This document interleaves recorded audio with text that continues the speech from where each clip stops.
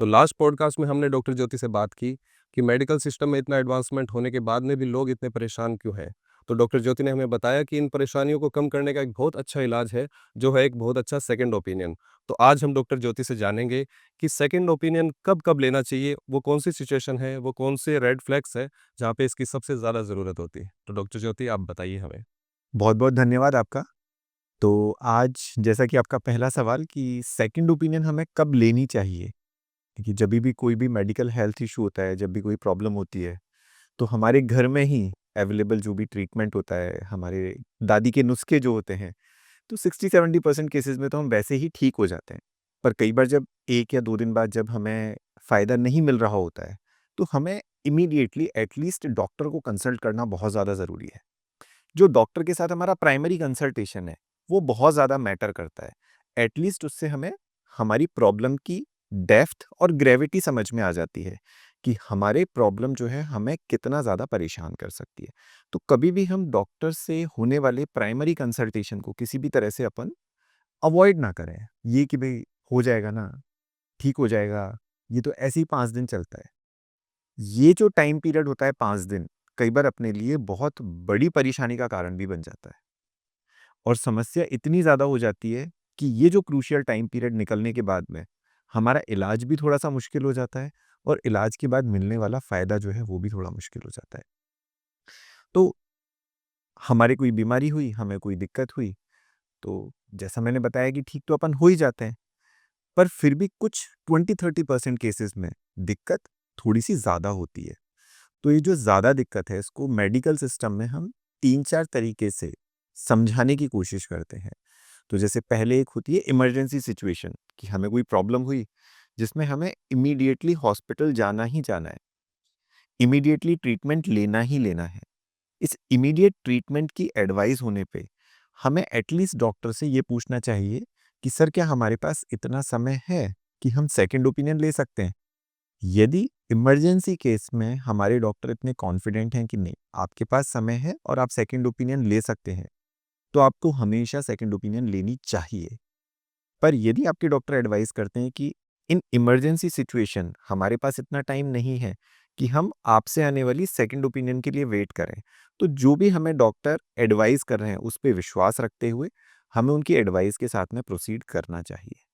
ऐसी सिचुएशन में मैं आपको बिल्कुल सजेस्ट नहीं करूँगा कि आप वेट करें, अपने ट्रीटमेंट को डिले करें और फिर सेकंड ओपिनियन लेने जाएँ, क्योंकि ये हमारे पेशेंट के लिए, हमारे उस परिवार के मेंबर के लिए बहुत ही एक क्रूशियल पार्ट हो सकता है। दूसरी एक सिचुएशन आती है जिसमें हमें इमीडिएटली हॉस्पिटल नहीं जाना। फॉर एग्ज़ाम्पल आज पेट में दर्द हुआ, कुछ सर में दर्द हुआ, जिसमें हमें पता है कि हम अगले दिन भी हॉस्पिटल जा सकते हैं। बिल्कुल हाँ, कोई ज़्यादा इमरजेंसी नहीं है। अर्जेंसी नहीं होती। तो उस केसेज़ में हम अगले दिन हॉस्पिटल जाएँ, डॉक्टर से कंसल्ट करें, जो भी वो हमें एडवाइस कर रहे हैं इन्वेस्टिगेशन के लिए, हमें ब्लड की इन्वेस्टिगेशन करानी है, हमें सोनोग्राफ़ी करानी है, हमें सीटी स्कैन, एमआरआई करानी है, हम कराएँ और एटलीस्ट बीमारी को समझने की कोशिश करें। और फिर हम सेकंड ओपिनियन के लिए इन सिचुएशंस में हम जा सकते हैं। तीसरी एक सिचुएशन होती है जिसे हम बोलते हैं elective conditions. Elective condition majority time surgical patients के लिए रहती है। जैसे कि मुझे पता है कि भई मुझे हर्निया है, मेरे गॉल ब्लैडर में स्टोन है, किडनी स्टोन है। These all are elective conditions जहाँ मुझे ना तो कोई इमरजेंसी है, ना मुझे कोई अर्जेंसी है कि भई अभी नहीं कराया तो बस मेरा तो सब खत्म हो जाएगा। It is not like that. भई तो इन इलेक्टिव कंडीशंस में हमारे पास इनफ टाइम होता है, पर्याप्त समय होता है, जहाँ हम आराम से 2 या 3 सेकंड ओपिनियन अपन ले सकते हैं। आज मुझे घुटने का ऑपरेशन कराना है, नी रिप्लेसमेंट है, कोई इमरजेंसी तो है नहीं। ऐसा तो है नहीं कि भई आज घुटने का ऑपरेशन नहीं कराया तो बस कल से तो चलना ही बंद हो जाएगा। हाँ, कोई और बड़ी बीमारी हो जाएगी, ऐसा कुछ नहीं है। ऐसा नहीं होता। तो इमरजेंसी कंडीशन में डॉक्टर की सलाह पे, अर्जेंट कंडीशन और इलेक्टिव कंडीशन में हम बहुत आराम से सेकंड ओपिनियन ले सकते हैं। इसी तरह से एक क्रॉनिक कंडीशंस होती हैं हमारी, आज डायबिटीज़ है, बीपी शुगर की बीमारी है, हमें कुछ न्यूरोलॉजिकल कंडीशन जैसे हमें पार्किंसोनिज़्म डिसीज़ है, एपिलेप्सी जिसे हम साधारण भाषा में मिर्गी आना, दौरे आना। तो ये वो क्रोनिक कंडीशन है जिसमें भी हम सेकंड ओपिनियन ले सकते हैं। अगर एक आम आदमी की बात करें, तो कितना ईज़िली, कितना आसानी से हम ये चीज़ समझ सकते हैं कि वो कौन से ट्रिगर पॉइंट्स है एक आम इंसान के लिए, जहाँ पे उसे सेकंड ओपिनियन की ज़रूरत होगी? नहीं, बिल्कुल आपकी सही बात है। अभी जो मैंने आपको पिछले सवाल का जवाब दिया उसमें शायद साधारण आदमी के लिए समझ पाना थोड़ा-सा मुश्किल है। तो मैं इस वाले सवाल का जवाब थोड़ी-सी आम भाषा में देते हुए जो एक कॉमन आदमी के लिए समझ पाना बहुत ईज़ी रहेगा। तो जैसे कि अपन ने पिछले पॉडकास्ट में भी समझा था कि किसी भी ट्रीटमेंट के आउटकम के लिए अपने को अच्छे परिणाम पाने के लिए हमारे लिए 3 चीज़ें सबसे ज़्यादा ज़रूरी हैं। हमारे पास सही डॉक्टर होना चाहिए, सही डायग्नोसिस होना चाहिए और सही ट्रीटमेंट होना चाहिए। जी, जी। इसी का सबसे पहला पॉइंट है कि आज हमें कोई दिक्कत है। हमने एक डॉक्टर साहब से ओपिनियन ली, उन्होंने हमें एक्स-वाई-ज़ेड ट्रीटमेंट बताया। हमें लगा कि नहीं यार, हमें दूसरे डॉक्टर साहब से भी पूछ पूछना लेना चाहिए। चाहिए। उन्होंने हमें एबीसी बताया। तो this is the first condition, जभी भी हमारी वेरिएबल ओपिनियन है, ट्रीटमेंट तो डायग्नोसिस सही है, डॉक्टर भी सही है, हमें ट्रीटमेंट का ऑप्शन जो है इन्होंने ए ऑप्शन दिया, इन्होंने बी बी ऑप्शन। ऑप्शन दिया है। सो दिस इज़ द पॉइंट जहाँ अपने लिए एक इंडिपेंडेंट सेकंड ओपिनियन लेना बहुत यूटिलाइजेबल या बहुत प्रॉफिटेबल हो सकता है, फ़ायदेमंद हो सकता है। दूसरी कंडीशन आती है इलेक्टिव प्रोसीजर्स। जैसा कि मैंने आपको पिछले सवाल के जवाब में बताया था, आज मुझे नी रिप्लेसमेंट कराना है, बैकएक के लिए मुझे कोई स्पाइन सर्जरी करानी है, आज मुझे मेरी हर्निया की सर्जरी करानी है। All these are elective conditions जहां अपने पास पर्याप्त समय रहता है सेकंड ओपिनियन लेने के लिए। थर्ड कंडीशन आती है कि मैं ट्रीटमेंट तो ले रहा हूं पर मुझे फायदा नहीं आ रहा, यानी कि डिजायर्ड आउटकम जो मुझे आना चाहिए वो नहीं आ रहा। मैंने मेरी किसी भी न्यूरोलॉजिकल कंडीशन, यानी कि मेरी मेमोरी लॉस है, मुझे बैकएक की प्रॉब्लम है, मुझे सांस बहुत ज़्यादा फूलता है, घबराहट बहुत ज़्यादा होती है, ट्रीटमेंट मैं ले रहा हूँ बट मुझे फ़ायदा नहीं आ रहा है। इसका मतलब कि डिज़ायर्ड आउटकम यदि मुझे नहीं मिल रहा है, तो ये तीसरा पॉइंट है जहाँ मुझे सेकंड ओपिनियन लेनी चाहिए। चौथी कंडीशन आती है कि जहाँ मैंने कोई सर्जरी कराई और सर्जरी के बाद मुझे कुछ मुश्किलों का सामना करना पड़ा, जिसे हम हमारी मेडिकल लैंग्वेज में बोलते हैं सर्जरी के बाद होने वाले कॉम्प्लिकेशंस। कॉम्प्लिकेशन साधारणतया नहीं होते हैं, पर हमारे मेडिकल लिटरेचर में हर सर्जरी के साथ में there is a certain chances कि कॉम्प्लिकेशन हो सकते हैं। किसी में ज़्यादा हो सकते हैं, किसी में कम हो सकते हैं। यंग एज में शायद हो सकता है वो ज़्यादा हो, ओल्ड एज में कम हो सकता है ओल्ड एज में ज़्यादा हो, यंग एज में कम हो। So that depends person to person कि उनका प्रोसीजर क्या है, उनकी बीमारी क्या है, उनके बैकग्राउंड में कंडीशन क्या है। तो चौथी कंडीशन वो कि सर्जरी होने के बाद कॉम्प्लिकेशन हुआ, कॉम्प्लिकेशन में भी हमें वो फ़ायदा नहीं मिल पा रहा जो हमें मिलना चाहिए। और पाँचवीं जो चीज़ है वो मैं कहूँगा कि पीडियाट्रिक एज ग्रुप, यानी कि बच्चों के साथ में। बच्चों की एज बहुत सेंसिटिव होती है। जी, तो बच्चों की उस सेंसिटिव एज में उनकी प्रॉब्लम का यदि डायग्नोसिस और ट्रीटमेंट टाइम से नहीं हुआ, तो अल्टीमेटली जब वो बड़े होंगे, तो वो जिस डिज़ीज़ के साथ में, जिस तकलीफ़ के साथ में बड़े होंगे, वो उनके लिए और उस फैमिली के लिए भी बहुत ज़्यादा पेनफुल है। फॉर एग्ज़ाम्पल, बहुत छोटा-सा एग्ज़ाम्पल है, कई बार बच्चों की आई साइट वीक होती है, आँखें जो हैं कमज़ोर होती है। हम जाते हैं, चश्मा लगवा देते हैं। पर उसका और क्या बेटर फ़ॉलो-अप हो सकता है? हम क्या बेटर तरीके से उन आँखों को सुधार सकते हैं या उनको ज़्यादा खराब होने से रोक सकते हैं? जैसा आपने लास्ट पॉडकास्ट में बताया भी था कि परेशानी की जड़ क्या है, उसको पहले ढूँढो, ना कि आप जो और ईज़ी ऑप्शंस अवेलेबल है, पहले उनकी तरफ जाओ। पहले बीमारी की आप जड़ को समझो। तो क्या होता है कि हम केवल ट्रीटमेंट कराने के पीछे भागना शुरू कर देते हैं कि यार बस मेरे तो तकलीफ़ है, बुखार आ रहा है तो बुखार नहीं है, पेट में दर्द हो रहा है तो पेट में दर्द नहीं हो, सिर दर्द है तो सिर दर्द नहीं हो, मैं चल नहीं पा रहा तो चलने लग जाऊँ। हम कोई भी रूट कॉज़ समझने की कोशिश नहीं करते कि आखिर में जड़ क्या है? इस जड़ को यदि मैं मिटाने की कोशिश करूँगा, तो मुझे आउटकम क्या मिलने वाला है? कई बार ऐसा होता है कि अपन जड़ को उखाड़ने की कोशिश करते हैं और वो ज़्यादा बड़ी झाड़ी बन जाता है। बिल्कुल सही बात है। तो ये चीज़ समझना अपने लिए बहुत ज़्यादा ज़रूरी है कि अभी अपन जिस प्रेज़ेंट कंडीशन में है, तो ऐसा ना हो कि ट्रीटमेंट होने के बाद हमारी मुश्किलें ज़्यादा बढ़ जाएँ। क्योंकि मेडिकल हेल्थ केयर में एक डिक्टम है कि we should do no harm with the patient. हम ट्रीटमेंट वही करें जिससे पेशेंट को नुकसान ना हो। हो सकता है कि आप एक ऐसी बीमारी के साथ में हों और ट्रीटमेंट करने के बाद शायद हो सकता है आपकी समस्याएँ ज़्यादा हो जाएँ, परेशानी ज़्यादा हो जाए, तो आपको हार्म नहीं करना है। कई बार ऑपरेशन बेनिफिट के लिए करवाते हैं लोग, पर उससे और ज़्यादा उनको परेशानियाँ हो गई। किसी का हाथ काम करना बंद कर दिया, किसी के पैरों में दिक्कत आ गई और ऑपरेशन था किसका? कमर दर्द का। तो ये चीज़ें तो हो ये चीज़ें होती हैं, जो आपने कहा बिल्कुल आपने सही चीज़ को पॉइंट आउट किया है, ये चीज़ें होती हैं और इससे हम कहते हैं कि जभी भी कोई भी ऑपरेशन अनइंडिकेटेड होता है, अनइंडिकेटेड मतलब कि बिना वजह के, मेरे तकलीफ थी, मुझे ऑपरेशन बताया गया, पर उससे मुझे फ़ायदा होने वाला है कि नहीं होने वाला, वो चीज़ मैंने समझने की कोशिश नहीं करी। तो वहाँ तो कहीं न कहीं डायग्नोज़ के अंदर दिक्कत थी, वो अच्छे से नहीं हो पाया तभी वो चीज़ हुई या कोई और रीज़न था उसका? तो ऐसा नहीं है कि डायग्नोसिस सही नहीं हुआ, उस डायग्नोसिस के साथ उस ट्रीटमेंट की रिक्वायरमेंट थी भी कि नहीं थी, ये अपने लिए समझना बहुत ज़्यादा ये ज़रूरी भी है। ज़रूरी है। आप ये मानिए कि आपके कमर में दर्द है और आपकी डिस्क, स्लिप डिस्क जिसे अपन बोलते हैं, बहुत इनिशियल स्टेज में है। एक दूसरे पेशेंट हैं, जिनको भी बैकएक की प्रॉब्लम है, बट उनकी जो स्लिप डिस्क है, वो स्टेज 3 में है। तो जो स्टेज 3 वाले को ऑपरेशन के बाद फ़ायदा मिलने वाला है, वो शायद स्टेज 1 को ऑपरेशन के बाद नहीं मिलेगा। नहीं मिलेगा। क्योंकि स्टेजेस अलग-अलग हैं, तो फ़ायदा भी अलग-अलग होगा। हम क्या होता है कि यार उसकी भी स्लिप डिस्क की प्रॉब्लम थी, मेरे भी स्लिप डिस्क की प्रॉब्लम है, भई दूरबीन वाला इलाज करा लेते हैं, फ़ायदा तो हो ही जाएगा। तो we have to be very cautious, मतलब हमें बहुत सावधान रहने की ज़रूरत है कि मेरी बीमारी है कहाँ, उस बीमारी में खड़ा कहाँ हूँ। मैं बार-बार एक ही चीज़ कहता हूँ कि हम कहाँ खड़े हैं, मैं कहाँ खड़ा हूँ, मेरे लिए वही चीज़ सबसे ज़्यादा ज़रूरी है। कोई कहाँ खड़ा था, मैटर नहीं करता वो। कोई मैटर नहीं करता। कंपैरिज़न तो करना ही नहीं चाहिए कि मेरी बीमारी और उसकी बीमारी एक जैसी है, तो हमारा ट्रीटमेंट भी एक जैसा ही होगा। नहीं, नहीं, नहीं, नहीं, नहीं। ट्रीटमेंट कभी भी एक जैसा दिखने में एक जैसा हो सकता है, पर उसके लिए क्या सही है और मेरे लिए क्या सही है, उसमें बहुत ज़्यादा फ़र्क है। तो एक बार मैं फिर वापस से कहूँगा कि जभी भी ओपिनियन वेरिएबल है, आपके एक डायग्नोसिस के साथ आपके पास 2 या 3 ट्रीटमेंट ऑप्शन है, always take a second opinion.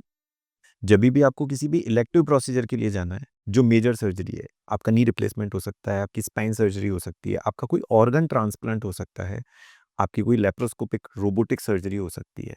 Third condition, आप कोई मेडिकल ट्रीटमेंट ले रहे हैं पर आपको आउटकम नहीं मिल रहा। फोर्थ कंडीशन, आपकी सर्जरी हुई but you are facing some complication.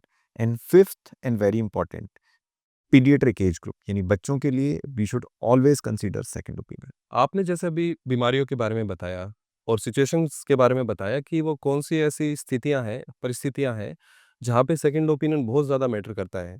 अब इन्हीं बीमारियों में अगर मैं बात करूँ कैंसर की, तो कैंसर एक ऐसी बीमारी है जिसके बारे में थोड़ी-सी भनक लगते ही पेशेंट को या उसकी फैमिली को उनके लिए बहुत ज़्यादा मुश्किल एक टाइम शुरू हो जाता है।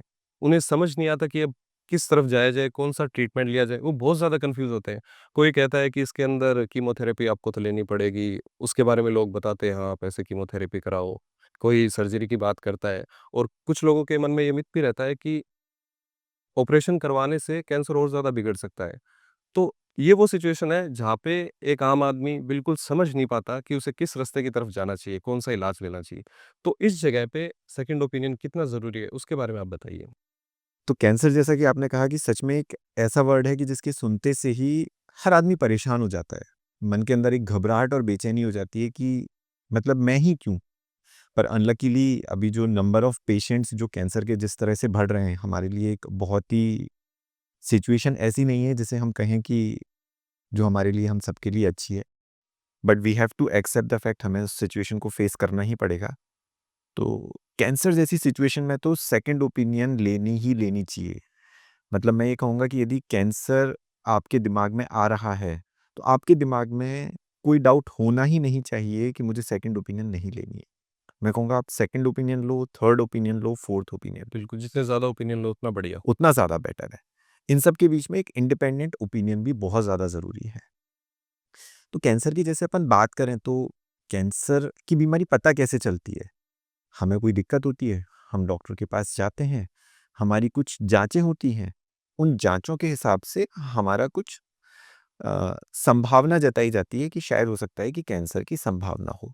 उस संभावना के साथ में ही हमारी आगे जाँचें होती हैं। तो किसी भी कैंसर को डायग्नोज़ करने के लिए कैंसर के डॉक्टर हमारी हिस्ट्री पूछते हैं कि भई हम पहले कुछ खान-पान हमारा कैसा था, हमारी लाइफ़स्टाइल कैसी थी, हमारा जॉब कैसा था, स्मोकिंग, टोबैको, अल्कोहल इनका इंटेक था, नहीं था। वो हमें कुछ एग्ज़ामिन करते हैं, कुछ जाँचें करते हैं। और एक बहुत क्रूशियल कंपोनेंट होता है कि किसी भी कैंसर ट्रीटमेंट से पहले हमेशा एक बायोप्सी की जाती है। बायोप्सी को हमारी भाषा में बोलते हैं टिश्यू डायग्नोसिस, कि यानी कि उस कैंसर, जो भी संभावना है, जिस भी ऑर्गन में संभावना है, उसका एक टुकड़ा लिया जाता है और उसे माइक्रोस्कोप में देखा जाता है। ये एक डेफिनेटिव, यानी कि 100% प्रूफ होता है कि पेशेंट को कैंसर है कि नहीं। तो किसी भी कैंसर में यदि टिश्यू डायग्नोसिस है, तभी वो कैंसर है। संभावनाएँ जताई जा सकती हैं कि ये कैंसर हो सकता है, इसमें इतनी संभावना है। बट जब तक अपने पास वो बायोप्सी की रिपोर्ट नहीं है, तब तक अपन नहीं मान सकते कि वो कैंसर है। वो एक साधारण एक बीमारी भी हो सकती है कोई। बिल्कुल, बिल्कुल। कई बार होता है कि हमारे की किडनी में एक छोटी-सी गाँठ है, पर वो गाँठ ज़रूरी नहीं है कि कैंसर की हो सकता है कि सिंपल साधारण पानी की गाँठ हो सकता है कि फैट की गाँठ हो। तो हर गाँठ कैंसर नहीं होती, पर हर गाँठ कैंसर पता लगाने के लिए अपने पास बायोप्सी होना बहुत ज़्यादा वो इस तरीके से ओपिनियन ही हो गया हमारे लिए। तो वो हमें पता है तो हम आगे बढ़ सकते हैं उसके हिसाब से, वैसे ही। बिल्कुल। तो अब इस कैंसर के डायग्नोसिस में 2 चीज़ें बहुत ज़्यादा ज़रूरी हैं। एक तो टिश्यू डायग्नोसिस जो बायोप्सी मैंने आपसे बताई, और दूसरी उसकी स्टेज डिसाइड करना कि कैंसर हमारा स्टेज 1 में है कि स्टेज 2 में है, स्टेज 3 में है कि स्टेज 4 में है। तो स्टेज का जो डिसीजन होता है, वो हमारी जो रिपोर्ट्स होती हैं, जैसे कि हमारा सीटी स्कैन हुआ, हमारा एमआरआई हुआ, ये जो एडवांस इमेजिंग टेक्नोलॉजीज़ होती हैं, जैसे पैट सीटी बोलते हैं, वो होती हैं।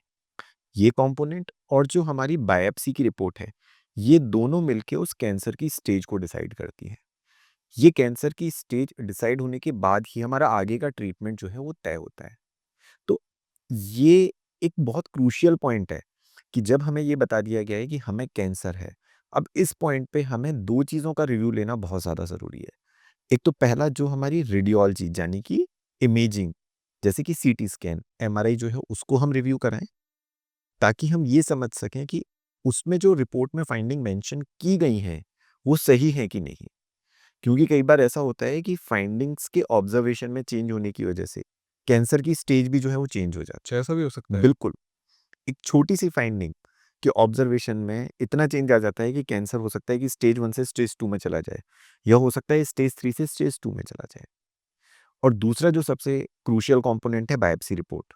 मान लीजिए आपने बायोप्सी कराई, आपकी रिपोर्ट आई कि हाँ, भई इसमें कैंसर है। उसमें भी अलग-अलग ग्रेडिंग होती है कि किस सीवियरिटी की है, कि जो कैंसर है वो आपका हल्का है, कि थोड़ा भारी है, कि सबसे भारी है। जिसे हम माइल्ड, मॉडरेट और सीवियर बोलते हैं। तो ये दोनों कंपोनेंट किसी भी ट्रीटमेंट को स्टार्ट करने से पहले हमें हमेशा रिव्यू कराने चाहिए कि हाँ, भई डायग्नोसिस तो है कैंसर का, पर अब मैंने ये कन्फर्म कर लिया है कि रेडियोलॉजी की जो फाइंडिंग है वो भी ठीक है, और जो बायोप्सी की फाइंडिंग्स है वो भी ठीक है। फिर अगली स्टेज आती है ट्रीटमेंट की। तो कैंसर के ट्रीटमेंट की 3 मॉडलिटीज़ होती हैं, यानी 3 तरीके से कैंसर को ट्रीट किया जा सकता है। पहला होता है सर्जिकल ट्रीटमेंट, यानी कि जो भी हमारा अफेक्टेड ऑर्गन है, कि मेरे किडनी में यदि कैंसर है, मेरे प्रोस्टेट में यदि कैंसर है, मेरे लंग्स में यदि कैंसर है, मेरे लीवर में यदि कैंसर है, तो उस ऑर्गन को या ऑर्गन के उस पार्ट को हम निकाल देते हैं। सो this is called surgical treatment. दूसरा पार्ट आता है मेडिकल ट्रीटमेंट। मेडिकल ट्रीटमेंट में हम कुछ दवाइयों से, या तो वो ऑपरेशन से पहले दे सकते हैं या ऑपरेशन के बाद दे सकते हैं, और कुछ केसेस में केवल दवाइयों से ही हम कैंसर का इलाज कर सकते हैं। बिल्कुल, बिल्कुल। सो ये दूसरा पार्ट है। तीसरा पार्ट होता है रेडिएशन, यानी कि हम कुछ किरणें, जिन्हें हम रेडिएशन बोलते हैं, वो हम बाहर से देते हैं उस अफेक्टेड पार्ट पे जहां वो कैंसर है। ये भी जो सर्जिकल पार्ट है और मेडिकल पार्ट है उसके साथ में जुड़ा हुआ हो सकता है, या फिर इंडिपेंडेंट भी हो सकता है। तो ये 3 ट्रीटमेंट मॉडलिटी अलग-अलग भी हो सकती हैं, एक साथ भी हो सकती हैं, और कुछ कॉम्बिनेशन में भी हो सकती हैं। तो कैंसर में ये एक दूसरी स्टेज आती है जहां हमें वापस से इस चीज़ को रिव्यू कराना कि हाँ, मेरे इस कैंसर की स्टेज के साथ में मेरे लिए ये वाला ट्रीटमेंट ऑप्शन या ये कॉम्बिनेशन ऑफ ट्रीटमेंट ऑप्शन मेरे लिए सबसे सही है। तो कैंसर में मैं कहूँगा कि सेकंड ओपिनियन तो बहुत ज़्यादा वाइटल है, क्योंकि बहुत ज़्यादा ऐसे पॉइंट्स हैं जहाँ गलती होने की या एरर होने की संभावना हो सकती है। बहुत समझदारी से और अच्छे स्ट्रॉन्ग ओपिनियन के साथ ही इलाज आगे बढ़ाना चाहिए। आगे बढ़ाना चाहिए। तो कई बार डरा दिया जाता है, कई बार जैसे आपने अभी सवाल पूछा था कि भई यदि मैंने कैंसर को ऑपरेट करा दिया तो ये तो और ज़्यादा फैल जाएगा। नहीं, ऐसा नहीं होता। तो किसी भी सर्जिकल अटेम्प्ट, जिसे हम बोलते हैं कि हम सर्जरी तभी करते हैं जब हमें ये पता होता है कि हम मरीज़ को फ़ायदा दे सकते हैं। कई बार होता है कि कैंसर इतना ज़्यादा बड़ा होता है कि हमें केवल उसका एक पार्ट ही निकाल पाते हैं, हम पूरे कैंसर को निकाल ही नहीं पाते। पर हम कैंसर की जो क्षमता है या जो उसका बर्डन है, उसका जो वेटेज है, उसको कम कर देते हैं, ताकि हम जो दवाइयाँ दे रहे हैं या जो रेडिएशन, जिसे हम साधारण भाषा में सेक बोलते हैं, उनका जो असर है उसके आने की संभावना ज़्यादा हो। तो ये जो एक बहुत कॉमन मिथ है कि भई मैंने कैंसर को यदि हाथ लगवा दिया तो ये तो फैल जाएगा। नहीं। यहाँ पे वही बात आ जाती है कि सबकी बॉडी अलग-अलग है, सबकी सिचुएशन अलग-अलग है। किसी के लिए कीमोथेरेपी या सर्जरी काम कर जाती है, किसी के लिए नहीं करती है। अब यहाँ पे भी हो सकता है कि कमी उसी चीज़ की रही हो, एक ओपिनियन की, कि ओपिनियन अच्छा नहीं मिला आपको, तो वो चीज़ें सबके लिए अलग-अलग हो गई। किसी के लिए फ़ायदा हुआ, किसी के लिए नुकसान हुआ। और सबके साथ ही अगर ऐसा हो कि सबको अच्छा ओपिनियन मिले, तो वो संभावनाएँ हम कम कर सकते हैं। कम कर सकते हैं और हम बेहतर आउटकम मिलने की जो संभावना है उसको बहुत ज़्यादा बढ़ा देते हैं। क्योंकि हम क्या है कि उसके साथ ऐसा हुआ था इसलिए मैं नहीं कराऊँगा। तो कुछ लोगों का केवल ऑपरेशन से ही 100% कैंसर का इलाज हो जाता है। पर उनके दिमाग में ये एक बैठा दी गई है चीज़ कि यार उसने कराया था, उसका खराब हो गया और वो तो जल्दी एक्सपायर हो गया, तो भैया मैं तो नहीं कराऊँगा। तो अपन एक बहुत अच्छा मौका जो इलाज का पूरी तरह से संभव हो सकता था, उसको भी अपन छोड़ देते हैं। बिल्कुल, ये तो वो चीज़ नहीं होनी चाहिए। एक बहुत अच्छा मिथ आपने डिस्क्लोज़ किया है, तो मैं बिल्कुल कहूँगा और ये सिचुएशन मैंने देखी भी है सोसाइटी में। मेरे रिलेटिव्स के साथ भी देखी है कि सर्जरी से कुछ एक मेरे रिलेटिव है जिनका ऑपरेशन एकदम अच्छे से हुआ और वो आज एकदम स्वस्थ है, उनको कोई परेशानी नहीं है। तो कुछ लोग डरते हैं इस चीज़ से कि नहीं यार, इलाज में ऑपरेशन हुआ तब तो और ज़्यादा बढ़ जाएगा कैंसर। तो उस डर को ही अपने को निकालना है सोसाइटी से, इस डर को ही निकालना है कि नहीं, एक कुछ ऐसे प्लेटफ़ॉर्म भी अवेलेबल हैं जो आपको सही इन्फॉर्मेशन के साथ में आपके इस डर को कम करने की कोशिश कर रहे हैं। जो आपको डरा के नहीं कर रहे हैं कि भई आपने ये नहीं कराया तो ये हो जाएगा। नहीं, वो आपको ये सच्चाई बताने की कोशिश करते हैं कि नहीं, आपको प्रॉब्लम है, आपको ये ट्रीटमेंट ऑप्शन कराने चाहिए, ये आपके पास अवेलेबल ऑप्शन है। ऐसा नहीं है कि हम जो बताने वाले हैं उससे आपको 100% गारंटी है कि नहीं सब कुछ सही हो जाएगा। पर जब हमें जानकारी होगी, हम उस चीज़ के लिए अवेयर होंगे कि हाँ, भई मेरे वाले केस में मुझे 50% चांसेज़ हैं कि मुझे पूरा ट्रीटमेंट मिलने के बाद मेरा कैंसर पूरी तरह से ठीक हो जाए। तो मैं कम से कम 50% का अटेम्प्ट तो लूँ। जस्ट उसको फ़ायदा नहीं आया या उसको पूरा फ़ायदा आ गया, उसके हिसाब से मैं मेरे जो चांसेज़ हैं उनको भी मैं ज़ीरो कर दूँ। वो चीज़ नहीं होनी चाहिए। अगला मेरा एक छोटा-सा सवाल है जो इस कॉन्टेक्स्ट में तो नहीं है जो अपनी कन्वर्सेशन चल रही है उसके, पर मेरे लिए एक ज़रूरी है थोड़ा पूछना कि ये कैंसर के इतने ज़्यादा केसेज़ बढ़ क्यों रहे हैं? क्या रीज़न है इसके पीछे? नहीं, बिल्कुल आप ठीक कह रहे हैं। कैंसर तो अभी it is like just mushrooming हो रखी है अभी तो। पहले हम हार्डली कभी रेयरली सुनते थे कि परिवार में किसी को कैंसर हुआ है। अभी देखो तो मतलब हर महीने, हर 2-3 महीने में कुछ ना कुछ जानकारी में आ जाता है कि यार इस फैमिली में इस मेंबर को हो गया, इस फैमिली में इस मेंबर को हो गया। इन सब चीज़ों के लिए कहीं न कहीं हम खुद भी थोड़ा-सा रिस्पॉन्सिबल तो हैं। आज से 20 साल पहले हार्डली मतलब ऐसा होता था कि 4 से 5 लाख लोगों को कैंसर हुआ करता था पूरे साल में। अब ये नंबर बढ़ के ऑलमोस्ट 20 लाख हो चुका है। मतलब हर साल 20 लाख नए कैंसर पेशेंट्स ऐड हो रहे हैं। तो आप सोचो कि क्वांटिटी कितनी ज़्यादा है, बर्डन डिज़ीज़ का कितना ज़्यादा है। 4 टाइम्स ज़्यादा हो गया अभी। तो रिस्पॉन्सिबल तो कहीं न कहीं हम हैं। अब इसमें आपने रिस्पॉन्सिबिलिटी की बात पूछी तो कहीं न कहीं हमारी सबसे पहले तो लाइफ़स्टाइल। हमें सोने का पता नहीं है, उठने का पता नहीं है, कितने घंटे सो रहे हैं, कितने घंटे काम कर रहे हैं। स्ट्रेस लाइफ़ में भर-भर के है। प्रोफ़ेशन का स्ट्रेस, करियर का स्ट्रेस, फैमिली का स्ट्रेस, बच्चों का स्ट्रेस और क्यों? पता नहीं। सही बात। जवाब किसी के पास नहीं है। अभी मैं पूछूँ कि भई क्यों स्ट्रेस ले रहे हो?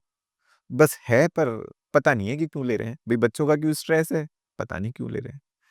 तो अपनी लाइफ़स्टाइल बहुत ज़्यादा रिस्पॉन्सिबल है इस स्ट्रेस फैक्टर के लिए। दूसरा हमारे खाने-पीने की हैबिट्स, फूड और वाटर।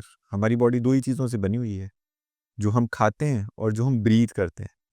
तो अब एयर जो एनवायरनमेंट है उसको तो अपन बहुत ज़्यादा कंट्रोल नहीं कर सकते, पर जो हमारी फूड हैबिट्स हैं, जो हमारी पीने की लिक्विड्स है, जो हमारे खाने-पीने की चीज़ें हैं, उनको जितना अपन प्योर रख सकें, तो मैं ये तो नहीं कहूँगा कि अपन ज़ीरो कर देंगे, बट अपन उस प्रोबेबिलिटी को कैंसर होने की प्रोबेबिलिटी को बहुत कम कर सकते हैं।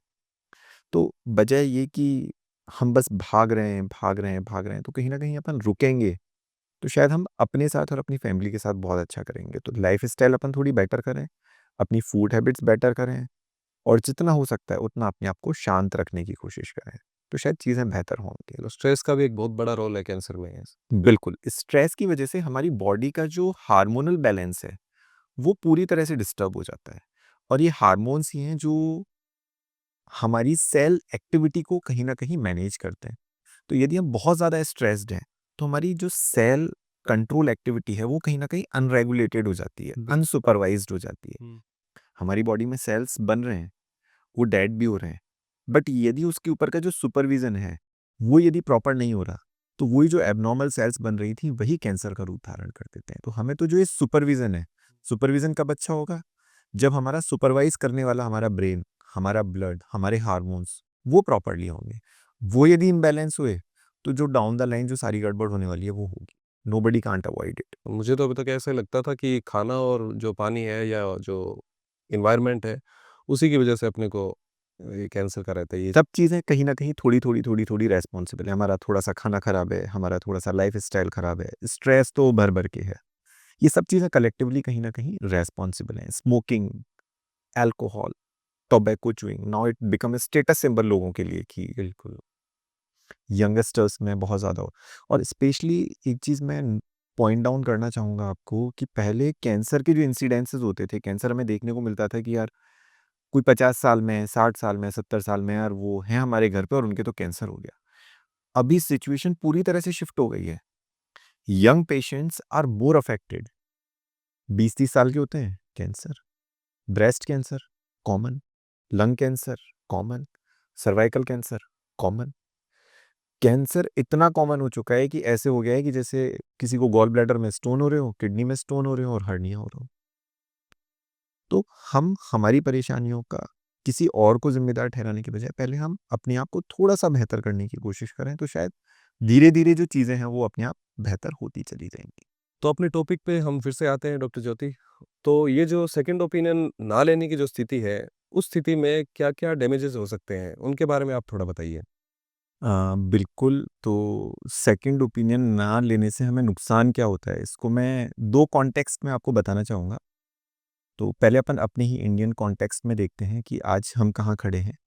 तो वैसे तो बहुत ज़्यादा डेटा स्ट्रक्चर्ड जो है, एविडेंस बेस अवेलेबल नहीं है, बट कुछ समय पहले एक आर्टिकल था जिसमें ये मेज़र किया गया था कि इंडिया में करीब-करीब 50 लाख लोग हर साल किसी न किसी मेडिकल एरर की वजह से अफ़ेक्ट होते हैं। अफ़ेक्ट का मतलब है कि उनकी डेथ भी हो सकती है। हो सकता है कि वो किसी परमानेंट डिसेबिलिटी के साथ हों या उनका ड्यूरेशन ऑफ इलनेस जो है, वो बहुत ज़्यादा लंबा हो गया हो या डिज़ायर्ड आउटकम ना मिला हो। All these are medical error. तो हर साल 50 लाख लोग इंडिया में। यदि अपन डेवलप्ड कंट्री यूएस है, यूके है, वहाँ ये डेटा थोड़ा-सा स्ट्रक्चर्ड फॉर्म में अवेलेबल है विद एविडेंसेस। तो 2014 का एक आर्टिकल है जिसमें यूएस के डेटा में जो उनका ऑडिट हुआ उसके बेसिस पे 3 उन्होंने सबमिशन दिए।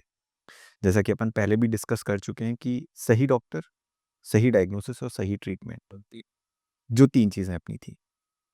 तो फर्स्ट पॉइंट के बारे में यदि अपन बात करें तो जो यूएस डेटा है वो ये कहता है कि हर साल 2 करोड़ लोग करीब-करीब अपने सही डॉक्टर के पास नहीं पहुँच पाते। और इसमें से 90% क्यों नहीं पहुँच पाते? क्योंकि उन्हें जानकारी नहीं है। अब आप सोचो यूएस जैसे डेवलप्ड कंट्री में जहाँ इन्फॉर्मेशन, अवेयरनेस, एजुकेशन किसी चीज़ की कोई कमी नहीं है, पर फिर भी वहाँ हर साल 2 करोड़ लोग अपने सही डॉक्टर तक नहीं पहुँच पाते। अब अपन दूसरे पॉइंट पे आते हैं, सही ट्रीटमेंट, सही डायग्नोसिस। एक डेटा के अकॉर्डिंग ये बताया गया है कि हर साल 10 लाख लोग मिस डायग्नोसिस का शिकार होते हैं यूएस में। डायग्नोस भी गलत हो जाता है। डायग्नोसिस भी गलत हो जाता है। अब हो सकता है कि या तो प्रॉपर हिस्ट्री नहीं ली गई हो, प्रॉपर एग्जामिनेशन नहीं हुआ हो, इन्वेस्टिगेशन जो हुई हो उसका इंटरप्रिटेशन यानी कि उसका जो रिजल्ट है वो प्रॉपरली इंटरप्रिटेट नहीं किया गया। तो डायग्नोसिस गलत होगा तो ट्रीटमेंट भी गलत होगा, ट्रीटमेंट गलत होगा तो अपने को डिजायर्ड आउटकम नहीं मिलेगा। तीसरी चीज ट्रीटमेंट की जब अपन बात आते हैं तो एक अनुमान के हिसाब से यूएस में करीब-करीब 2 से ढाई करोड़ सर्जरीज हर साल होती हैं और उनका ये डेटा है कि जो 30% सर्जरी है यानी कि करीब-करीब 75 लाख जो सर्जरीज हैं, वो ज़रूरी होती ही नहीं, बेवजह कर दी जाती है। बेवजह कर दी जाती है। Similarly for the uterus operation जिसे अपन बोलते हैं कि बच्चेदानी निकलवाना, हिस्टेरेक्टमी, 30% जो हिस्टेरेक्टमी होती हैं, यूएस जैसी कंट्री में अनइंडिकेटेड होती हैं, जिनकी रिक्वायरमेंट होती नहीं है। तो अपन यदि मैग्नीट्यूड की बात करें तो यूएस जिसकी जनसंख्या पॉपुलेशन 35 करोड़ है, उस 35 करोड़ में से 2 करोड़ लोग हर साल कहीं न कहीं, किसी न किसी तरह से इम्पैक्ट आता है। जस्ट बिकॉज़ कहीं न कहीं सेकंड ओपिनियन या तो ली नहीं गई, डॉक्टर का सिलेक्शन सही नहीं हुआ, डायग्नोसिस प्रॉपर नहीं हुआ। अब आप सोचिए कि इन सब चीज़ों का जो रिफ्लेक्शन है, वो आता है बर्डन, इकोनॉमिक बर्डन। तो इसका इकोनॉमिक बर्डन जब अपन कैलकुलेट करते हैं तो it is in billion dollars. अब यदि इतनी सारी इकोनॉमी का पैसा यदि वेस्ट होगा और यदि इसी चीज़ को अपन यदि किसी एक सेक्टर की ग्रोथ में लगाएं तो it makes a huge difference. बिल्कुल, बिल्कुल। और ये जब ये चीज़ें अगर इंडिया के अंदर बात करें इसकी सिचुएशन की, तो वो तो नंबर बहुत ज़्यादा हो गए। नंबर बहुत ज़्यादा होंगे क्योंकि अपनी पॉपुलेशन पॉपुलेशन 140 करोड़ है, बिल्कुल, वहाँ 35 करोड़ पे ये डेटा है, 140 करोड़ पे तो क्या होगा? एडवांसमेंट भी इतना नहीं है यहाँ पे तो।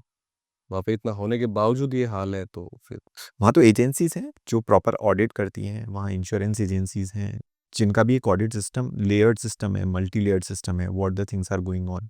इंडिपेंडेंट गवर्नमेंट एजेंसीज़ भी हैं जो पूरा ऑडिट रखती हैं, वहाँ डेटा इन्फॉर्मेशन भी पूरी की पूरी है। बिल्कुल, तो मैं ये नहीं कह रहा कि हमारे यहाँ गलत हो रहा है या वहाँ सही हो रहा है। The situation is same everywhere. ये प्रोसेस का पार्ट है जो कहीं न कहीं एक चल रहा है, बिल्कुल, बिल्कुल। पर इस प्रोसेस को बेहतर बनाया जा सकता है, बनाया आप जाए। चीज़ें बता रहे हैं उसके हिसाब से, जो कि एक बहुत ज़रूरी चीज़ है अपने सोसाइटी के लिए। डॉक्टर ज्योति, आपने बहुत सारी इम्पोर्टेंस बताई है सेकंड ओपिनियन की, पर फिर भी एक मेरा सवाल है कि आपको क्या लगता है सेकंड ओपिनियन लोग अगर लेना शुरू कर दें, हर कोई इसके लिए अवेयर हो जाए, तो कितना बदलाव आने की संभावना है अपने मेडिकल सिस्टम में या बीमारियों के सुधार में? उसके बारे में आप थोड़ा बताइए। नहीं, बिल्कुल, फिर मैं यहाँ वही जो अपनी पहली बात है उसको आगे कंटिन्यू करते हुए कहूँगा कि यदि अपन डेटा के अकॉर्डिंग जाएँ तो अपने लिए शायद चीज़ें समझना ज़्यादा बेहतर होगा। तो यूएस डेटा जो भी डेटा हमारे पास अवेलेबल है, उसके अकॉर्डिंग लिटरेचर ये बोलता है कि जब हम सेकंड ओपिनियन लेने के लिए जाते हैं, तो 20% केसेज़ में डायग्नोसिस पूरी तरह से चेंज हो जाता है। यानी कि अपन कहें कि 100 लोगों को एक बीमारी है और वो 100 के 100 लोग यदि सेकंड ओपिनियन लेने के लिए जाते हैं, तो 20 लोगों का डायग्नोसिस पूरी तरह से चेंज हो जाता है। यानी कि उनकी बीमारी ए थी, वो बीमारी बी होती है। 67% यानी कि करीब-करीब 2 तिहाई लोगों का जो डायग्नोसिस है, वो ज़्यादा बेटर हो जाता है कि बीमारी ए थी तो स्मॉल ए थी कि कैपिटल ए थी कि स्मॉल ए और कैपिटल ए का कॉम्बिनेशन थी। तो यदि अपन इन दोनों फिगर्स को कलेक्टिव करें, तो 100 में से मुश्किल से 13 से 14 पेशेंट ऐसे होते हैं जिनका डायग्नोसिस पूरी तरह से सही होता है। यानी कि 85% मरीजों में ये संभावना है कि या तो आपका डायग्नोसिस चेंज हो जाएगा या डायग्नोसिस बेहतर हो जाएगा। बहुत बड़ा नंबर है ये। बहुत बड़ा नंबर है। ये तो केवल डायग्नोसिस की बात आती है। जैसे कि अपन ने पहले अभी बातचीत की थी कैंसर के बारे में। 30% पेशेंट यानी कि 1 तिहाई पेशेंट का जो कैंसर का स्टेजिंग है वो चेंज हो जाती है। आज यदि आपको स्टेज 2 का कैंसर डायग्नोस हुआ है, तो शायद हो सकता है वो स्टेज 1 हो जाए या स्टेज 3 हो जाए। खराब भी हो सकता है। सेकंड ओपिनियन लेने से ऐसा नहीं है कि आपकी सब कुछ अच्छा ही अच्छा होगा, पर एट लीस्ट आपको ये पता रहेगा कि हाँ भई, मेरे जो कैंसर की स्टेज है वो स्टेज 3 है और स्टेज 3 में मेरे लिए ये सबसे बेहतर ऑप्शन है। क्योंकि स्टेज 2 में हो सकता है कि ऑपरेशन सबसे बेहतर ऑप्शन हो, बट स्टेज 3 में आते से ही हो सकता है कि अब केवल मेरे लिए रेडिएशन या कीमोथेरेपी ही सबसे बेहतर ऑप्शन बिल्कुल, पर हमारी बीमारी के कॉन्टेक्स्ट में तो वो चीज़ बढ़िया ही है ना हमारे लिए। हमारे लिए अच्छी है अगर क्योंकि उससे स्टेज 2 था पर वो स्टेज 3 एक्चुअल में है हमारे सेकंड ओपिनियन के बाद में, तो उसके हिसाब से फिर हम इलाज लेंगे। इलाज लेंगे, बिल्कुल। तो जो आप कह रहे हैं ना कि कई बार कहते हैं कि भई मैंने तो ऑपरेशन करा लिया और मेरी तो बीमारी बढ़ गई।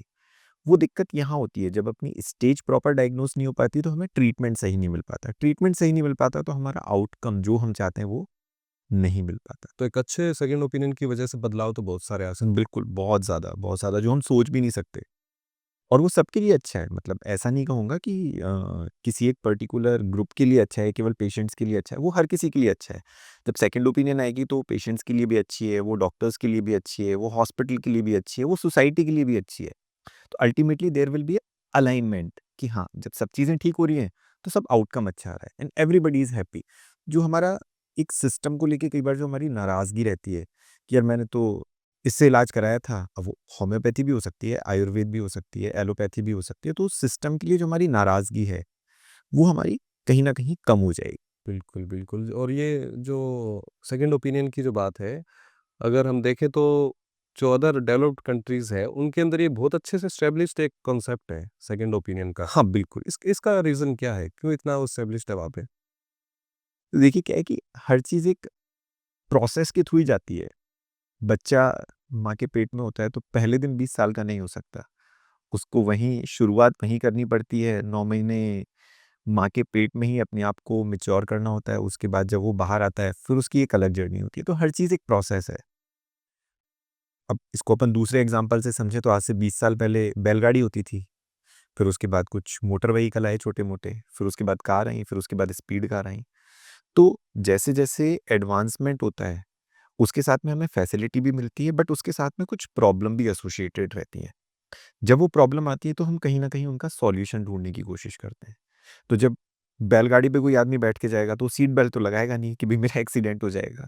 तो जब चीज़ें स्पीड आई, स्पीडी कार्स आईं तो एक्सीडेंट ज़्यादा होने लगे। तो सेफ्टी के लिए फिर स्पीड लिमिट भी आई, फिर सीट बेल्ट भी आई, फिर एयरबैग्स भी आए।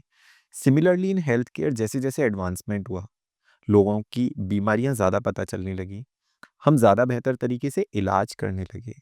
उस कम्युनिकेशन और कनेक्शन की वजह से हमें जो कॉम्प्लिकेशंस हैं या जो नुकसान हैं उनके बारे में ज़्यादा पता चलने लगा।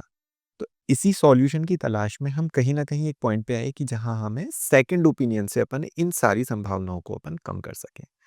तो अपन हेल्थ केयर के सेगमेंट में दिस इज़ अ प्रोसेस। आज डेवलप्ड कंट्री है, वो डेफ़िनेटली हमसे थोड़ा-सा आगे हैं। तो उन्होंने वो प्रॉब्लम फेस की, उसके सॉल्यूशन के लिए they bring a concept of second opinion. तो सेकंड ओपिनियन मैं ये नहीं कहूँगा कि कोई it's a some magical thing. ये केवल एक सिस्टम को चेक करने का एक चेक पॉइंट है कि मेरे साथ कुछ है और मैंने उस चीज़ को चेक कर लिया। कुछ था तो मैंने चेक कर लिया। So this is a double cross check system to be ensure कि हाँ भाई जो चीज़ है वो ठीक है, उसमें गलत होने की संभावनाएँ मैंने कम कर दी है। इसी प्रोसेस में इलियॉस हेल्थ का जो हम कॉन्सेप्ट है या जो प्लेटफ़ॉर्म है कि हेल्थ केयर में हम कहीं न कहीं इस सिस्टम को जल्दी से जल्दी एस्टेब्लिश करके हम हेल्थ केयर में होने वाली जो मिसहैपनिंग्स हैं, एरर्स हैं, मिसडायग्नोसिस हैं, उनको हम कम करें। ताकि सोसाइटी के अंदर, लोगों के अंदर एक जो पॉजिटिविटी है, वो धीरे-धीरे करके स्प्रेड हो। एक ट्रस्ट है वो वापस से बिल्ट अप हो।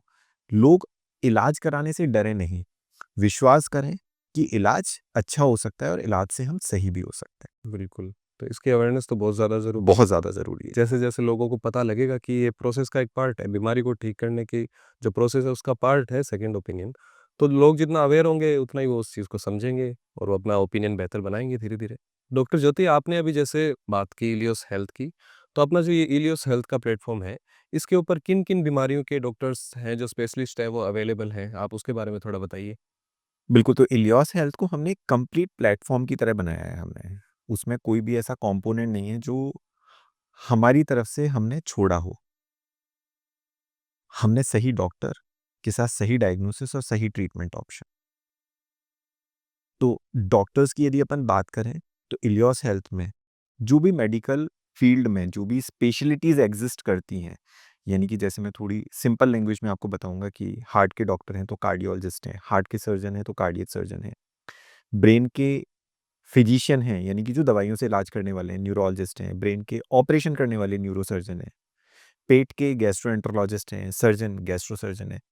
तो इस तरह से करीब-करीब अपन माने तो सारी मेडिकल स्पेशलिटीज़ और उनकी भी सुपर सब स्पेशलिटीज़ वो इलियॉस हेल्थ के प्लेटफ़ॉर्म पे पूरी तरह से अवेलेबल हैं। तो नंबर्स वाइज़ देखें तो करीब इस तरह से 200 के अराउंड 200 के अराउंड मेडिकल स्पेशलिटीज़ और सब स्पेशलिटीज़ होनी चाहिए for better second opinion. So all things we have. तो डॉक्टर के बाद यदि अपन आए डायग्नोसिस, तो डायग्नोसिस के लिए ज़रूरी कंपोनेंट है कि हम हमारी जो जांचें हो चुकी हैं, जो इन्वेस्टिगेशन हो चुकी हैं, उनको अपन रिव्यू करें। जो बायोप्सी जैसे अपन ने कैंसर के बारे में जाना था, उसको अपन रिव्यू करें और फिर अपन एक डायग्नोसिस बनाएं। तो हमारे पास इन्वेस्टिगेशन को रिव्यू करने वाले डॉक्टर भी हैं, बायोप्सी को रिव्यू करने वाले डॉक्टर भी हैं और उन दोनों रिव्यू के साथ में एक डायग्नोसिस बनाने वाले जो डॉक्टर हैं, वो भी हैं। तो जब हमारे पास डॉक्टर अवेलेबल हैं, तो हम डायग्नोसिस भी ज़्यादा बेहतर बना सकते हैं और उसके साथ में अवेलेबल ट्रीटमेंट ऑप्शन जो है, वो भी हम आपको ज़्यादा बेहतर बता सकते हैं। ये तो काफ़ी वाइड पैनल है डॉक्टर्स का इस हिसाब से जो बिल्कुल, बिल्कुल, बिल्कुल। पूरा वाइड पैनल है और हमारे जो डॉक्टर्स हैं अक्रॉस इंडिया हैं। वो ऐसा नहीं है कि किसी रीजनल एरिया से ही सारे के सारे डॉक्टर्स हैं। हमने डॉक्टर्स सारी स्पेशलिटीज़ के अक्रॉस इंडिया हमने ऑन बोर्ड किए हैं, ताकि एक यूनिफ़ॉर्मिटी जो ओपिनियन में है, वो बनी रहे। बिल्कुल, चाहे इंडिया के किसी भी कोने से किसी भी कोने से हो, ओपिनियन कहीं से भी हो, कैसे भी हो, इंडिया से हो, इंडिया के बाहर से हो, हम सब तरह की ओपिनियन देने में सक्षम हैं। बहुत बढ़िया। डॉक्टर ज्योति, आपका जो प्लेटफ़ॉर्म है इलियोस हेल्थ, तो इस पे क्या कोई भी डॉक्टर अपनी तरफ से ओपिनियन दे सकता है या फिर आपका जो पैनल है, उसके जो डॉक्टर्स हैं सिर्फ़ वही दे सकते हैं? देखिए, वैसे तो साधारणतया क्या होता है कि कोई भी डॉक्टर किसी भी प्लेटफ़ॉर्म के साथ एसोसिएटेड हो सकता है। पर क्योंकि Elios health is all about check point कि भई एरर होने की जो संभावनाएँ हों, वो हम कम से कम कर सकें। तो यहाँ भी हमने डॉक्टर्स के ऑन बोर्ड होने के साथ में हमने एक कोर टीम को प्लान कर रखा है। वो हमारे सीनियर डॉक्टर्स की एक टीम है, जो हर डॉक्टर को ऑन बोर्ड करने से पहले एक इवैल्यूएट करती है। There is a multi layered system, एक मल्टी लेयर्ड चेकलिस्ट है। तो जो भी डॉक्टर हमारे साथ ऑन बोर्ड होना चाहते हैं, वो सबसे पहले अपनी इन्फॉर्मेशन हमारे साथ शेयर करते हैं। उस इन्फॉर्मेशन के साथ हम ये इवैल्यूएट करने की कोशिश करते हैं कि जो डॉक्टर हैं, उनका एजुकेशनल बैकग्राउंड जो है, उनकी पढ़ाई कहाँ से हुई है, उनका क्लिनिकल एक्सपोज़र कितना है, उनका क्लिनिकल एक्सपीरियंस कितना है, उनका कम्युनिकेशन कितना ज़्यादा बेहतर है। तो ये सब चीज़ें वो चेकलिस्ट में पूरी होती हैं, तभी वो डॉक्टर हमारे साथ ऑन बोर्ड हो सकते हैं। ऐसा नहीं है कि कोई भी डॉक्टर हमारे साथ ऑन बोर्ड हो गया और वो ओपिनियन दे रहा है। तो इलियोस हेल्थ में जहाँ ओपिनियन के लिए चेक पॉइंट है, वहाँ डॉक्टर्स के लिए भी there are certain check point कि जो भी हमारे साथ हैं, वो पूरी तरह से सही हों। बिल्कुल, सारे चेक पॉइंट्स क्लियर होने के बाद ही आप बाद ही वो हमारे साथ जुड़ते हैं। तो डॉक्टर ज्योति, ये जो सेकंड ओपिनियन की प्रोसेस है, उसके बारे में आप थोड़ा बताना चाहें कि इलियोस हेल्थ पे कोई भी अगर पेशेंट आ रहा है, तो वो किस तरीके से, कैसे सेकंड ओपिनियन ले सकता है? उसके बारे में आप बताइए। क्योंकि उस प्रोसेस को हमने बहुत ही जितना आसान हो सकता है, उतना आसान रखने की कोशिश की है। तो हमारे व्हाट्सएप नंबर या ईमेल के थ्रू पेशेंट अपनी सारी इन्फॉर्मेशन शेयर कर सकते हैं और बस उनका काम पूरा। इससे ज़्यादा उन्हें कुछ भी करने की ज़रूरत नहीं है। इससे आसान तो कुछ हो ही नहीं सकता, मेरे हिसाब से तो शायद कुछ नहीं हो सकता, वो भी घर बैठे-बैठे। घर बैठे-बैठे। बिल्कुल, बिल्कुल। तो एक बहुत सिंपल सा प्रोसीजर है, इसमें ज़्यादा कोई टेक्निकल चीज़ें इसमें नहीं है। एक थोड़ा कम पढ़ा-लिखा इंसान भी आराम से कर सकता है, उसे तो क्या करना है, जो भी उसकी बीमारी है जिसके बारे में वो ये समझना चाहता है कि ये बीमारी मुझे है भी कि नहीं? इस बीमारी के लिए जो मैं इलाज ले रहा हूँ वो सही है भी कि नहीं? उसे तो बस क्या करना है अपना जो भी डॉक्यूमेंटेशन है, जो भी सारी ब्लड की जाँचें हैं, सोनोग्राफ़ी है, सीटी स्कैन है, एमआरआई है, जिन भी डॉक्टर्स को उन्होंने पहले दिखाया हुआ है, उन सब की इन्फॉर्मेशन शेयर कर दें बस। और वो बस आराम से बैठे। इससे ज़्यादा आसान तो शायद मेरे को लगता है कि बनाया नहीं जा सकता। एक तरीके से कस्टमर केयर से बात करने जैसा हो गया कि हमें फ़ोन में हमारे नेटवर्क में प्रॉब्लम है, हमने बात की, सर नहीं आ रहा है, उन्होंने बताया हाँ, ठीक है, ऐसे-ऐसे करने से हो गया। ये तो बहुत अच्छी, बहुत ईज़ी प्रोसेस है। डॉक्टर ज्योति, आपने आसान चीज़ें तो सारी बता दी कि इस पे प्रोसेस जो है वो भी बहुत आसान है, सेकंड ओपिनियन आपको पता लग गया, आगे इलाज आपके लिए आसान है। पर ये आपके लिए कितना आसान है, कितना मुश्किल है, वो बताइए आप? तो क्या है हमने जो पेशेंट के लिए चीज़ें आसान कर दी, पर जो चीज़ें हमारे लिए हैं, वो थोड़ी-सी मुश्किल हैं क्योंकि हमें उन एरर्स को कम करना है। तो जैसा मैंने बताया कि जब सबसे पहले कोई भी यूज़र या पेशेंट या उनके अटेंडेंट या रिलेटिव हमारे पास डेटा शेयर करते हैं, तो सबसे पहली स्टेज होती है कि उस पूरे डेटा को एक प्रॉपर्ली स्ट्रक्चर्ड करना, प्रॉपर्ली ऑर्गेनाइज़ करना, ताकि हम समझ सकें कि पेशेंट को प्रॉब्लम क्या है। कई बार कुछ चीज़ें ऐसी होती हैं जो पेशेंट मिस कर देते हैं बताना, तो हम उनसे वो जानकारी लेने की कोशिश करते हैं कि आपको ये प्रॉब्लम कब से है, कितने समय से है, ये उसके साथ था, नहीं था, ये चीज़ पहले हुई थी, बाद में हुई थी। तो ये सारी जानकारी जब हमारे पास आ जाती है, एक स्ट्रक्चर्ड और ऑर्गेनाइज़ फॉर्मेट में, तब हमारी टीम ये तय करती है कि इस जानकारी के बारे में सबसे ज़्यादा बेहतर सलाह हमें कौन से डॉक्टर हैं जो दे सकते हैं। वो हो सकता है कार्डियोलॉजिस्ट हो सकता है कार्डियक सर्जन हो। तो वो स्ट्रक्चर्ड जो समरी है, वो पेशेंट की जो इन्फॉर्मेशन है, वो हमारे एक्सपर्ट तक कन्वे होती है। एक्सपर्ट जो उस स्ट्रक्चर्ड समरी के साथ में, उस केस हिस्ट्री के साथ में केस को इवैल्यूएट करते हैं। केस को वो ये देखते हैं कि मेरा केस है भी कि नहीं। तो यदि उनका केस नहीं है, तो वो ये नोट करके भेज देते हैं कि भई ये मेरा केस नहीं है, आपको इनको दूसरे डॉक्टर को भेजना है। तो this is the first check point to ensure कि भई जिस चीज़ से मरीज़ परेशान है, उस चीज़ के लिए वो सही डॉक्टर के पास पहुँचा है कि नहीं पहुँचा है। यदि उन्हीं डॉक्टर की वो केस था, तो वो उसके लिए ओपिनियन प्लान करते हैं, उसके लिए आगे बढ़ने की कोशिश करते हैं। अब आती है दूसरी स्टेप, जो हमें इन्फॉर्मेशन मिलती है, उसके साथ हम ये समझने की कोशिश करते हैं कि इस जानकारी के साथ में ये डायग्नोसिस पूरा है कि नहीं। यदि हमें लगता है कि डायग्नोसिस में अधूरापन है या डायग्नोसिस अभी भी डाउट में है, ये क्लियर नहीं है, तब हमारे एक्सपर्ट की एडवाइस पे हम पेशेंट को बोलते हैं कि आपको ये आगे जांचें करानी चाहिए। बिल्कुल, बिल्कुल। पेशेंट जांचें कराते हैं, थोड़ा समय लेते हैं और वो जांचें हमें वापस से शेयर करते हैं। उस इन्वेस्टिगेशन की जो इन्फॉर्मेशन है वो वापस से इनकॉर्पोरेट करते हैं और आगे एक्सपर्ट को भेजते हैं। Now with the complete information और कंप्लीट रिव्यू, जो हमारे क्लिनिशियन हैं या एक्सपर्ट हैं वो एक डायग्नोसिस बनाते हैं। बेस्ड ऑन दैट डायग्नोसिस वो ट्रीटमेंट ऑप्शन प्लान करते हैं कि आपके वाले केस में आपके लिए ट्रीटमेंट ए भी है, ट्रीटमेंट बी भी है और ट्रीटमेंट सी भी है। ट्रीटमेंट ए के साथ में आपको ये फ़ायदा है, ये नुकसान है, ट्रीटमेंट बी के साथ में आपको ये फ़ायदा है, ये नुकसान है, ट्रीटमेंट सी के साथ में ये फ़ायदा है, ये नुकसान है। बिल्कुल। अब जब ये पूरी की पूरी ओपिनियन पेशेंट के पास जाती है, तो उसके पास तीनों चीज़ें पता हैं कि मुझे इस करेक्ट डॉक्टर की ज़रूरत है, ये मेरा डायग्नोसिस है और ये मेरे पास 3 ट्रीटमेंट ऑप्शन है। तो now he is fully aware, fully informative बिल्कुल। टू टेक फर्दर डिसीजन कि मुझे किस डॉक्टर के पास जाके किस बारे में बात करके ये तय करना है कि मुझे इन तीनों ट्रीटमेंट ऑप्शन में से क्या मेरे लिए सबसे बेहतर है। आपके सेकंड ओपिनियन पे एक आम आदमी कितना भरोसा करे और वो भरोसा क्यों करे? नहीं, बिल्कुल देखिए, विश्वास करना सच में थोड़ा-सा मुश्किल है और जो आपने सवाल पूछा कि भई हम पर क्यों भरोसा करें? तो हम भी आपको ये नहीं कह रहे कि आपको केवल और केवल हमारे ऊपर भरोसा करना है। बट हाँ, हम जो उस विश्वास या भरोसे की बात है, उसको हम थोड़ा-सा ज़्यादा बेहतर करने की कोशिश कर रहे हैं कि आपको सही डॉक्टर, सही डायग्नोसिस के साथ में सही ट्रीटमेंट मिलने की जो संभावना है, वो आपकी बहुत ज़्यादा बढ़ जाती है। हुँ। हमसे मिलने वाली ओपिनियन को भी आप दोबारा से क्रॉस चेक कर सकते हैं। पर क्योंकि हमारी मिलने वाली जो ओपिनियन है, उससे आपको एक इन्फॉर्मेटिव कंटेंट मिलता है, आपको एक जानकारी मिलती है। तो यदि आप अपने आस-पास के या अपने जो भी आपके डॉक्टर्स हैं, उनसे यदि आप बात कर रहे हैं, तो आप ज़्यादा बेटर अवेयर होते हैं। उनसे ज़्यादा बेहतर तरीके से आप सवाल पूछ सकते हैं। उनसे ज़्यादा बेहतर तरीके से आप जानकारी ले सकते हैं। आप ये ज़्यादा बेहतर समझ सकते हैं कि मैं यदि आपसे ही यदि ये इलाज लेता हूँ, तो मुझे फ़ायदा मिलने की कितनी ज़्यादा संभावना है। इसलिए अभी हमने इलियॉस हेल्थ में जो हमारी टैगलाइन जिसे हम बोल सकते हैं कि Elios health gives you a unbiased second opinion.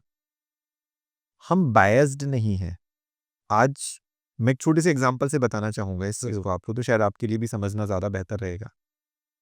आज आपको कोई गाड़ी लेनी है, आप महिंद्रा पे भी जाएँगे, आप ज़्यादा हैं तो होंडा पे भी जा सकते हैं, थोड़ा और ज़्यादा है तो अपन ऑडी, बीएमडब्ल्यू, मर्सिडीज़ सब पे जाएँगे। जहाँ भी आप जाएँगे आपको सेल्स पर्सन भी मिलेंगे और जिसके पास आप जाएँगे, वो यही बताएगा कि उसकी गाड़ी सबसे अच्छी है और क्यों अच्छी है। आप ज़्यादा पूछेंगे कि भई उसकी गाड़ी अच्छी क्यों नहीं है? तो वो शायद हो सकता है उसमें कमियाँ बता दे कि नहीं, इसमें तो ये कमी है, हमारे वाले में ये ज़्यादा अच्छी है। क्योंकि कहीं न कहीं उससे अपना जो प्रोडक्ट है वो सेल करना है और इस प्रोडक्ट को सेल करने में कहीं न कहीं फाइनेंशियल्स या कमर्शियल जो है वो कनेक्टेड है। तो अपन पूरी तरह से तो ये नहीं कहेंगे कि health care is a complete commercial segment, but financials जो है वो कहीं न कहीं जुड़े हुए हैं। बिल्कुल, बिल्कुल। हमारी ओपिनियन के साथ में हम ये नहीं कह रहे कि आपको हमसे हमारे पास आके इलाज कराना है। आप एक बेहतर इन्फॉर्मेशन जो आपको इलियॉस हेल्थ से मिली है, उस बेहतर जानकारी के साथ आप अपना बेहतर इलाज कराइए। इसीलिए हम ये नहीं कहेंगे कि 100% विश्वास करिए, बट हाँ, आप हमारे ऊपर विश्वास कर सकते हैं। डॉक्टर ज्योति, अभी आपके प्लेटफ़ॉर्म पे किन-किन जगहों से, किन-किन बीमारियों के लिए क्वेरीज़ आ रही हैं? इलियॉस हेल्थ एज़ इन मैंने पहले बताया था कि it's a global platform, user हमारे पास कहीं भी आ सकते हैं। तो अभी हमें इंडिया से भी और इंडिया के बाहर से भी जो है क्वेरीज़ रिसीव होती हैं। पहले जैसे अपन ने डिस्कस किया था कि लोग परेशान हैं, लोग सच में परेशान हैं। लोग सही इन्फॉर्मेशन ना मिलने की वजह से परेशान हैं। तो जब उन्हें वो सही जानकारी मिलती है, तो कहीं न कहीं उन्हें कॉन्फिडेंस आता है, एक विश्वास आता है कि सही जानकारी के साथ शायद हम हमारे लिए बेहतर डिसीज़न ले सकते हैं। और जहाँ तक आपने स्पेशलिटी की बात की, तो अभी हर स्पेशलिटी में हमें लोग क्वेरी भेज रहे हैं। तो जिन लोगों ने अपनी कुछ इन्वेस्टिगेशन जैसे कि उन्होंने पहले सीटी स्कैन, अपनी एमआरआई, अपनी बैक एक की प्रॉब्लम के लिए, अपनी ऑर्थोपेडिक प्रॉब्लम के लिए, शोल्डर की प्रॉब्लम के लिए कराई है। तो लोग बाग रिव्यू ले रहे हैं कि भई ये मेरी एमआरआई में जो फाइंडिंग है ये ठीक है भी कि नहीं। किसी ने किसी को कार्डियक सर्जरी एडवाइस की है, तो लोग हमसे जानकारी लेना चाह रहे हैं, इन्फॉर्मेशन लेना चाह रहे हैं कि भई मैं कार्डियक में मेरे हार्ट अटैक के केस में या मेरी जो आर्टरी ब्लॉक है, उसमें मैं स्टेंट डलाना चाहिए कि मुझे बाईपास सर्जरी करानी चाहिए। मुझे स्पाइन की सर्जरी करानी भी चाहिए कि नहीं करानी चाहिए? बिल्कुल।